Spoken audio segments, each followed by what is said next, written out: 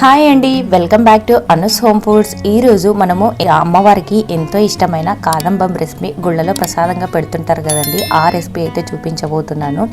ఈ ప్రసాదం అంటే అమ్మవారికి చాలా ఇష్టం అనమాట. ఎందుకంటే అన్ని వెజిటేబుల్స్ కలిపి చేస్తాం కదా, అందుకనేసి ఎంతో ప్రీతికరమైన ప్రసాదం అని చెప్పవచ్చు.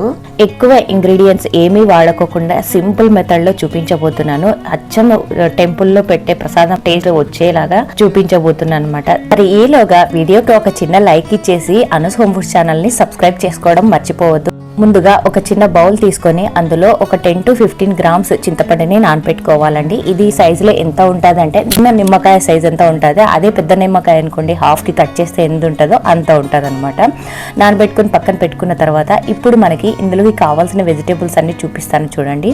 ముందుగా ఒక 1/2 కప్పు బఠానీలు, ఒక క్యారెట్, 3-4 మునక్కాయలు, చెక్కు తీసి పక్కన పెట్టుకున్న ఒక 1/2 గుమ్మడికాయ, అలాగే 2 ఆలు, 3 బెండకాయలు, అలాగే బీన్స్ 10 నుంచి 15 తీసుకోండి. ఇందులోకి వెజిటేబుల్స్ ఎంత ఎక్కువ ఉంటే టేస్ట్ అంత బాగా ఉంటుందండి. ఆ తర్వాత ఇప్పుడు ఒక కుక్కర్ తీసుకోవాలి. తీసుకున్న తర్వాత అందులో 1 కప్పు రైస్ని యాడ్ చేసుకోవాలి. 1 కప్పు రైస్కు గాను ఒక 1/2 కప్పు కందిపప్పు వేసుకుంటే కరెక్ట్గా సరిపోతుందండి. ఇక్కడ నేను చెప్పే మెజర్మెంట్స్ ఫాలో అవుతూ చేశారంటే అచ్చం నాకు ఎలా వచ్చిందో మీకు కూడా అలాగే వస్తుందన్నమాట. ఇప్పుడు కందిపప్పుని బియ్యాన్ని 2-3 సార్లు శుభ్రంగా కడుక్కోవాలి. ఇలా కడిగిన తర్వాత ఇందులో 5 కప్పుల వాటర్ని యాడ్ చేసుకోవాలి. యాడ్ చేసుకున్న తర్వాత ఇందులో ఒక 1/2 టేబుల్ స్పూన్ సాల్ట్, అలాగే ఒక 1/2 టేబుల్ స్పూన్ పసుపు, ఆ తర్వాత ఇందులో ఒక 1/2 టేబుల్ స్పూన్ నెయ్యి కూడా వేసేసి మూత పెట్టేసి స్టవ్ మీద పెట్టేసుకొని దీన్ని 3 విజిల్స్ వచ్చేంత వరకు ఉడికించుకోవాలి. ఇవి ఉడికే లోపల మనం వెజిటేబుల్స్ అన్ని కట్ చేసుకుందామండి. నా వీడియోస్ చాలా వరకు సరిగా రీచ్ అవ్వడం లేదండి. కారణం ఏంటి అంటే కమెంట్స్ అలాగే లైక్స్ తక్కువ ఉండడం వల్ల. మీరందరూ చూస్తున్నారు కానీ కమెంట్స్ చేయడం లేదు, అలాగే లైక్స్ చేయడం లేదు. మీరు ఇచ్చే చిన్న కమెంటు అలాగే లైక్ నాకు ఎంతో హెల్ప్ అవుతుందండి. అలాగే మరిన్ని రెసిపీస్ చేయడానికి కూడా నాకు ఎనర్జీ బూస్ట్ లాగా ఉంటుందన్నమాట. మరి తప్పకుండా లైక్ చేయడం అయితే మర్చిపోవద్దు. ఎందుకు ఈ సోదంతా చెప్తుంది అని మాత్రం అనుకోకండి. మనం ముందుగా శుభ్రంగా కడిగి పెట్టుకున్న వెజిటేబుల్స్ అన్నిటిని ఇక్కడ చూపిస్తున్న విధంగా చిన్న చిన్న ముక్కలుగా కట్ చేసుకోవాలి. అలాగే బెండకాయలని కొంచెం పొడవుగా కట్ చేసుకోండి, ఎందుకంటే అవి ఉడికినప్పుడు చాలా మెత్తగా అయిపోతాయి అనమాట.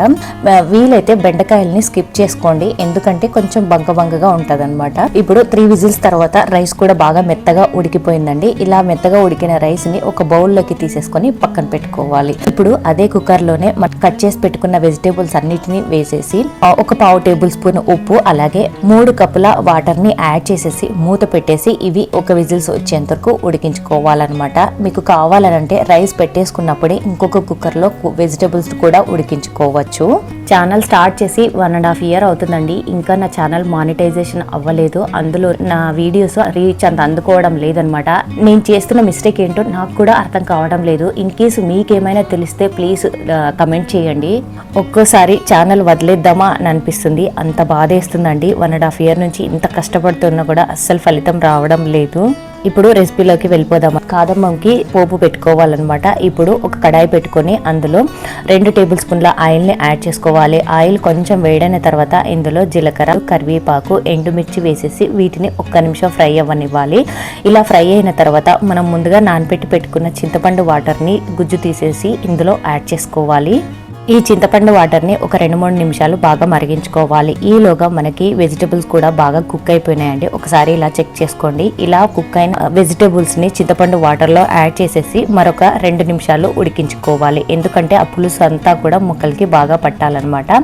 ఇలా బాగా 2-3 నిమిషాలు ఉడికించుకున్న తర్వాత ఇందులో మనం ముందుగా ఉడికించి పెట్టుకున్న రైస్ ఉంది కదండి, ఆ రైస్ని ఇందులో యాడ్ చేసుకొని ఒక్కసారి బాగా కలుపుకోవాలన్నమాట. మీరు చెప్పండి, ఛానల్ కంటిన్యూ చేయాలా లేకపోతే ఆపేయాలా? నాకైతే చాలా చాలా బాధేస్తుందండి. అసలు ఏం చేయాలో కూడా దిక్కు తెలియడం లేదు నాకు. కనీసం ఈ వీడియో తనన్నా మీరు కమెంట్స్ చేసి లైక్ చేయడం వల్ల యూట్యూబ్ పుష్ చేస్తుందేమో చూడాలి. ఇదంతా కూడా మీ కమెంట్స్, మీ లైక్స్ మీద ఆధారపడి ఉంటుందండి. ఇలా రైస్ ని వెజిటేబుల్స్ ని అంతా బాగా మిక్స్ చేసుకున్న తర్వాత కన్సిస్టెన్సీని బట్టి మీకు ఏ కన్సిస్టెన్సీలు కావాలో ఆ కన్సిస్టెన్సీలో వాటర్ ని యాడ్ చేసుకోవాలి. నేనైతే 1 కప్పు వాటర్ ని యాడ్ చేస్తున్నాను. ఆ తర్వాత ఇందులో 1.5 టేబుల్ స్పూన్ సాంబార్ పొడి, అలాగే అలాగే తరిగిన కొత్తిమీరను కూడా యాడ్ చేసేసుకొని మరొక 2-3 నిమిషాలు బాగా ఉడికించుకోవాలి. కాదంబం అనేది కొంచెం లూజ్ కన్సిస్టెన్సీనే ఉండాలండి, మరీ గట్టిగా ఉండకూడదు అనమాట. ఇలా 2-3 నిమిషాలు ఉడికించిన తర్వాత స్టవ్ ఆపేసుకోవడమే. చూసారు కదా ఎంత సింపుల్లో చేసుకోవడం. ఎక్కువ ఇంగ్రీడియంట్స్ ఏమీ అవసరం లేకోకుండా చిన్న చిన్న టిప్స్ పాటిస్తూ చేశారంటే అచ్చం టెంపుల్ స్టైల్లో కాదంబం రెసిపీ రెడీ అయిపోతుంది. మీరు కూడా అమ్మవారికి సమర్పించి ఆమె కృపకు పాత్రలు కావాలని కూడా కోరుకుంటున్నాను. మీరు కూడా ట్రై చేసి మీకు ఎలా కుదిరిందో కమెంట్స్ రూపంలో నాతో షేర్ చేసుకోవడం మర్చిపోవద్దు. వీలైతే మీ ఫ్రెండ్స్ అండ్ ఫ్యామిలీకి కూడా షేర్ చేయండి. మరి ఈ వీడియోకి చిన్న లైక్ ఇచ్చేసి వెళ్ళండి.